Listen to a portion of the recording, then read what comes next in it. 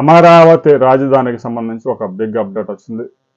అమరావతి రాజధానిలో అమరజీవి పొట్టి శ్రీరాములు 58 అడుగుల విగ్రహం 6 నెలల్లోనే సిద్ధమైపోయింది. అమరావతి రాజధానిలో సెంట్రల్ పార్క్, శాఖమూరు సమీపంలో వస్తున్నటువంటి సెంట్రల్ పార్క్ సమీపంలో అమరజీవి పార్క్ ఏర్పాటు చేయడానికి 6 ఎకరాల భూమిని సిఆర్డీఏ ప్రభుత్వం కేటాయించింది. అందులో 58 అడుగుల కాంస్య విగ్రహం, దాదాపు 68 టన్నుల బరువైన విగ్రహాన్ని ఏర్పాటు చేశారు. రేపు ముఖ్యమంత్రి ప్రారంభం చేయబోతా ఉన్నారు. ఈ విగ్రహాన్ని ఆవిష్కరించబోతా ఉన్నారు.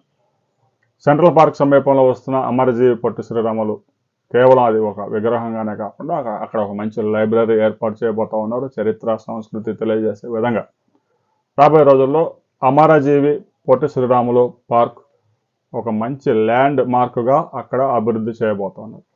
ప్రస్తుతానికి విగ్రహావిష్కరణ జరిగిన దాని చుట్టుపక్కల ఉండే హైదరాబాద్లో ఎన్టీఆర్ ఘాట్ ఏ విధంగా ప్రతిష్టాత్మకంగా నిర్మించారో అదేవిధంగా అమరజీవికి రాష్ట్ర ప్రభుత్వం ఘన నివాళి అర్పించబోతా ఉంది.